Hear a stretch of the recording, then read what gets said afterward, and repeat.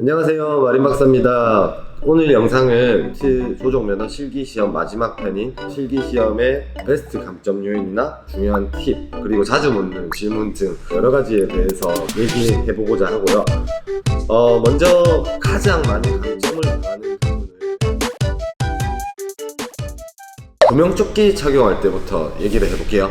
가장 많이 틀리는 거는 뭐냐면, 구명조끼를 입을 때 크를 채우고 옆에 있는 조임새를 조을 때 헐렁하게 해놓고 그냥 입은 상태로 기다리는 분이 간혹가다 있어요. 첫 번째, 옆에 있는 이제 조임새를 꽉꽉 조아주는 거, 그리고 다리끈이라는 게 있는데, 이 다리끈이 없는 경우에는 굳이 안 매셔도 돼요. 근데 대부분의 시험장에 그 구명조끼는 이 다리끈이 있거든요. 그 다리끈이 불편하지만 착용을 하셔야 되고, 그 다리끈도 헐렁이지 않게 꽉 조아 주셔야 돼요. 불편할 수 있을 정도로 꽉 조아 주는 게 되게 중요하고, 물론 시험이 끝난 다음에는 이거를 약간 헐렁하게 할 수가 있거든요. 그래서 시험 칠 때 평가할 때만큼은 이 구명조끼의 모든 끈들을 꽉 조아라. 두 번째는 매듭법이고요. 매듭법에서 가장 많이 실수하는 거는 클리트 매듭에서 많이 틀리거든요. 매듭법 판에서 줄을 클리트에다가 이렇게 묶기 시작할 때 그 매듭법 판의 먼 쪽으로 먼저 목을 감아야 되는데, 가까운 쪽에서 한 바퀴 감아서 클리트 매듭을 하는 경우가 많아요. 또 하나는 바우라인이죠. 바우라인은 시험 전에 이제 충분히 연습을 통해서 나는 진짜 완벽하게 눈 감고도 바우라인을 잘한다라고 할지언정, 시험에 들어가면 갑자기 한 번씩 헷갈릴 때가 있어요. 바우라인을 이제 제대로 제 시간 안에 못하는 경우가 되게 많이 있거든요. 넣는 방향을 한 번만 잘못해도 이 고리가 완성이 되지 않기 때문에 그때 한번 딱 실패하면 거기서부터 멘붕이 와요. 그리고 핸더 매듭에서 되게 많이 틀리는데, 높이 조정을 실패하는 분들이 많이 있어요. 예를 들어서 수면에서 닿지 않을 정도로 이렇게 해야 된다고 배웠는데, 실제 시험선에 가봤더니 폰툰이라고 하는 그 높이가 높아서 수면에 닿아버리면 핸더가 배와 폰툰이 핸더 중간에 이렇게 보호하지 못하는 높이에 있는 경우가 있거든요. 그럴 때는 핸더를 잘못 달았다라고 시험관이 판단할 수가 있어요. 그래서 핸더 높이는 일반적으로 배가 그 폰툰에 부딪혔을 때 이 핸더가 완충작용을 할 수 있는 위치에 놓아주셔야 되고요. 이제 배를 타고 나서부터 실제 감점은 거의 다 많이 되죠. 저비행에서 가장 많이 틀리는 거는 스키퍼가 감점을 가장 많이 당해요. 왜냐하면 이 요트 시험장마다 요트의 성능이 다 다르거든요. 그래서 연수할 때 내가 탔던 배와 그리고 시험 칠 때 탔던 배가 다를 수도 있고요. 그리고 연수는 내가 다 부산에서 했는데 시험은 통영에서 시험을 친다거나 이럴 수도 있어요. 시험선과 연습정의 그 차이를 되게 빨리 이해를 하는 게 필요해요. 만약 전진의 힘이 좋고, 그리고 배 밑에 따개비라든지 이물질 같은 게 거의 없어가지고 잘 밀리는 배가 있다면, 어떤 배는 전진, 그러니까 아이들 때 힘이 약할 경우도 있거든요. 그래서 배의 성능을 빨리 파악을 해라. 거기에 따라서 조정 방법을 능동적으로 변화를 하는 게 되게 중요하고요. 그리고 두 번째 스키퍼가 가장 많이 어려워하는 부분 중에 하나가 기상인데요. 이 기상은 사실 아무리 능숙한 스키퍼라고 할지라도 실수를 하게 되는 게 바로 갑자기 돌풍이 분다거나 할 때 좀 많이 감점을 당하거든요. 이 바람 방향을 예측을 해서 배가 어느 정도 밀릴 건지, 또는 배가 어느 정도 떨어질 건지, 배가 언제 멈출 건지, 이런 거를 빠르게 계산을 잘해야 돼요. 그래서 연습을 할 때부터 그 바람 방향을 계속 주시하면서 느끼면서 연습을 해야 돼요. 예를 들어서 내가 오전에 연습했을 때는 육풍이 불었어요. 오른쪽에서 왼쪽으로 바람이 불어서 이게 배를 붙이는 게 되게 어려웠어요. 계속 밀고 가도 배가 폰툰에 이렇게 붙기가 어려웠다면, 바람 방향이 오후에 바뀌어 버려서 오전을 생각하고 그대로 했는데 갑자기 폰툰에 부딪힐 수도 있고, 이렇기 때문에 연습을 많이 하는 게 중요해요. 그래서 내가 좀 됐다 싶더라도 한 번이라도 더 연습 때 해보고 싶다 해서 조금 많이 접이안을 해보는 게 스키퍼는 되게 중요하고요. 접이안 할 때 윈치맨이나 바우맨이 주로 많이 틀리는 거는 뭐냐면, 특히 이안을 할 때, 배를 뗄 때 배를 원래 밀고 동시에 이렇게 올라타야 되는데 배를 안 밀고 그냥 자기 그 줄만 풀어서 바로 탄다든지, 그리고 이안하고 나서 핸들을 이제 들어 올리는데, 들어 올리는 거는 대부분 실수를 안 하거든요. 근데 어디서 실수를 하냐면, 배가 그 계류장, 그러니까 폰툰을 배 앞머리가 완전히 이제 빠져나간 다음에 들어 올려야 되는데, 그거를 그냥 마음이 급해가지고 올라탄 다음에 줄 갖다 놓고 휀더를 올리고 그냥 앉아버려요. 자기는 빨리 끝내려고. 거기서 감점을 진짜 많이 당해요. 그래서 휀더를 너무 빨리 올리면 안 돼요. 그래서 줄 갖다 놓고 휀더 앞으로 이동해서 잠시 대기하는 걸 습관을 좀 들여야 되고요. 접안을 할 때는 휀더를 내리고 그리고 줄을 가지고 와야 되는데, 줄을 가지고 온 다음에 그 다음에 핸들을 내리거나 이럴 때 감점이 되거든요. 물론 시험관마다 좀 다르긴 한데 세세하게 안 보는 시험관도 많이 있긴 해요. 근데 실제 이 줄을 가지고 오는 거와 핸들을 내리는 이 순서는 되게 중요하기 때문에 이 순서를 절대 실수를 하면 안 되고, 그리고 접안을 할 때 또 하나 이제 윈치맨들이 실수를 많이 하는 게 뭐냐면 클리트 매듭에서 실수를 많이 해요. 그 클리트 매듭이 그 평소 연습할 때는 못 감고 이렇게 한 번 이렇게 두 번 해서 딱 매는 게 쉬운데, 실제 이 긴장되는 시험에서는 한 번씩 이렇게 갑자기 방향이 생각이 안 날 때가 있거든요. 연습할 때는 잘 됐는데 시험 칠 때 안 되는 경우가 많아서 조금 이제 버벅거리는 경우가 있어요. 그래서 버벅 한 번 거리면 시험관이 이제 계속 주시를 하게 되고, 그리고 내가 안 끝나서 접어나려고 안 되면 이제 긴장을 더 하게 되기 때문에 완벽하게 클리트 매듭을 못하고 그 접안 종료가 되는 경우가 있거든요. 그때는 무조건 감점이 되니까 이 클리트 매듭에 대한 연습을 많이 해야 돼요. 접이항에서는 이 정도만 하면 크게 감점될 게 없을 것 같고요. 그 다음에 이제 기주죠. 배를 타고 나가서 변침을 할 때 가장 감점이 많이 당하는 것 중에 하나가 시간 초과. 시간 초과를 감점이 안 당하기 위해서는 그 영상에서 말씀드렸다시피 가감하게 밀거나 당겨라. 그리고 두 번째는 침노유지 불량에서 진짜 많이 감점이 돼요. 웬만한 응시생 중에 한 50%는 침노유지 불량에서 감점이 되는데, 이거는 그 지형지물을 잘 보고 가는, 그 팔로잉을 하는 그거를 되게 연습을 잘해야 돼요. 그러니까 내 눈과 이제 요트 앞에 있는 그 요트에 있는 구조물과 저 멀리 있는 지형지물을 일자로 맞춘 다음에는 나치미를 보통 많이 보면 안 돼요.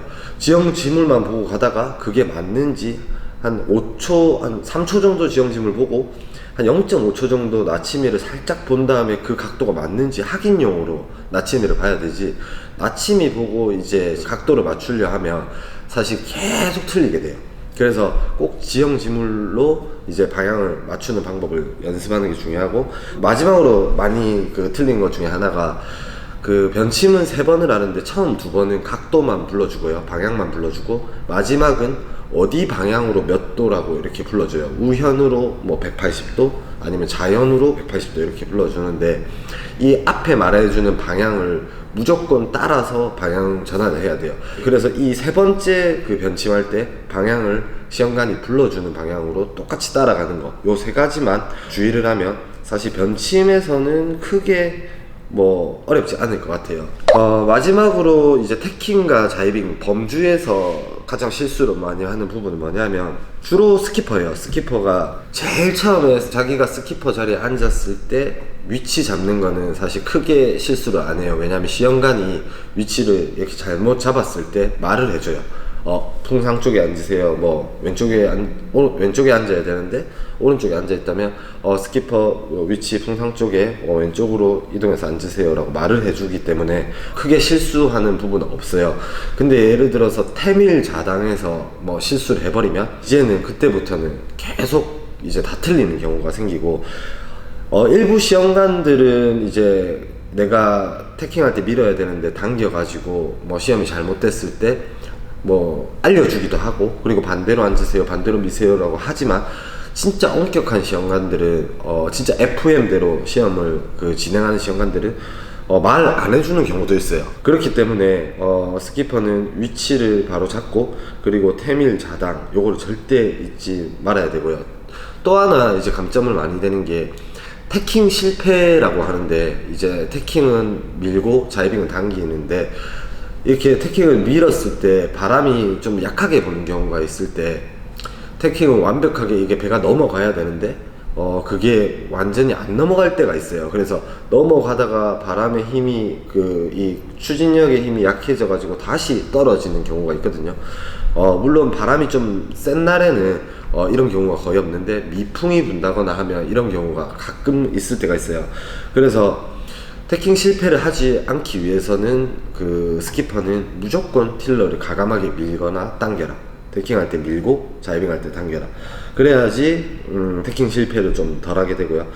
그리고 윈치맨이 감점을 많이 당하는 경우는 뭐냐면, 윈치를 이제 풀어주거나 윈치에 집 시트가 이제 감겨 있는데 그거를 풀어주는 타이밍과 그 반대편은 이제 다시 감아주는 타이밍을 실수를 할 때 감점이 많이 되거든요. 이 세일이 배를 기준으로 반대 방향으로 완전히 넘어간 다음에 당겨줘야 되는데, 아직 넘어오지도 않았는데 미리 막 줄을 당긴다거나, 그리고 바람의 힘을 받아서 풍상으로 더 치고 올라가고 있는데 줄을 미리 풀어준다거나, 이 타이밍에서 되게 감점을 많이 당해요. 그래서 연수를 받을 때나 연습을 할 때 이 타이밍에 대한 정확한 이제 연습이, 그리고 이해가 필요해요. 그래서 시험관이나 이제 강사분들한테 이 타이밍에 대한 정확한 그 이해를 조금 하고 나서 계속 연습하고 시험을 치는 게 중요하고요. 한 요 정도만 하면 그 실기시험에서 가장 감점 많이 당하는 부분들을 제가 좀 말씀을 드린 것 같고요.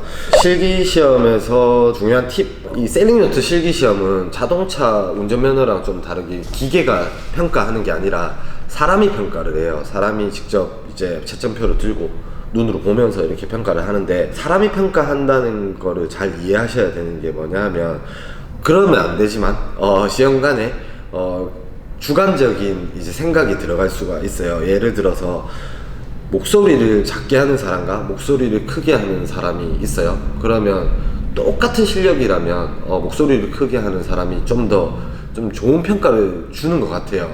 시험 칠 때, 시험 치는 내내 목소리를 크게 할 것, 이게 되게 중요한 것 같고요. 그리고 두 번째 팁은 초반에 좀 찍히면 안 돼요.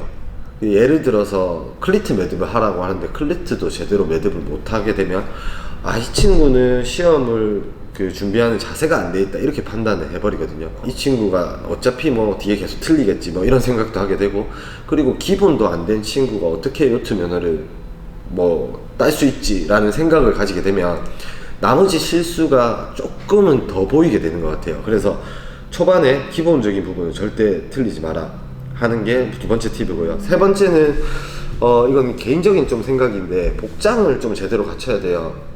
약간 목소리 크게 하라 요거랑 좀 비슷한 걸 수도 있겠지만, 예를 들어서 시험 치러 오는데 정장을 입고 온다거나 아니면 슬리퍼를 신고 온다거나, 이 세일링 요트에 적합하지 않은 갖추고 온 친구들은 조금 안 좋게 보여요. 그래서 복장을 좀 제대로 갖춰라. 뭐 세일링 모자 같은 거를, 모자를 쓴다거나 아니면 선글라스를 착용한다거나 아니면 장갑 같은 거를 줄을 좀 잘 당기기 위해서 장갑을 착용한다거나, 뭐 잠바도 바람막이 같은 거 뭐 이런 거를 입고 오면 이 친구는 그 기본적인 자세가 돼 있네 라고 생각을 하게 되거든요. 뭐 비싼 세일링 요트 뭐 복장을 갖추고 뭐 장갑도 길이나 뭐 이런 장갑을 착용하란 말은 절대 아니고, 좀 부적절한 복장을 절대 착용하지 말 것, 요게 뭐 마지막 팁이라면 팁일 수 있을 것 같아요. 마지막으로 질문하시는 것 중에 하나가 영상만 보고 실기시험에 합격할 수 있냐라고 이렇게 물어보시는 분이 많이 있더라고요. 그 자동차 면허 같은 경우는 시험을 계속 치면서 이제 불합격하면서 합격하는 사람도 많이 있긴 한데, 사실 요트 같은 경우는 좀 그게 좀 불가능하고요. 100% 불가능한 건 아니겠지만 시간이 많이 걸려요. 제가 볼 때는 한 대여섯 번은 쳐야지 합격을 할 수 있을 정도이기 때문에, 근데 대여섯 번을 치게 되면 실기 응시료가 벌써 연수비를 뭐 넘어갈 수도 있고 하기 때문에 애초에부터 연수는 기본적으로 듣는 게 좋아요. 그래서 연수를 짧은 시간짜리를 좀 듣고 이제 시험에 응시하는 거를 좀 추천을 드리고, 이제 면제교육이랑 연수 후에 시험 응시 두 가지 중에 어떤 게 더 낫냐라고 또 많이 물어보시더라고요. 사실 면제교육은 생긴 지가 얼마 안 됐긴 한데, 제가 생각할 때는 이 실기시험에서 새로 생긴 교육 중에 가장 괜찮은 교육이 아닌가 싶어요. 면제교육이 궁극적으로 생긴 이유는 조금 더 양질의 교육을 제공하는 것도 있지만 필기시험이 되게 어려워하는 분들도 많이 있거든요.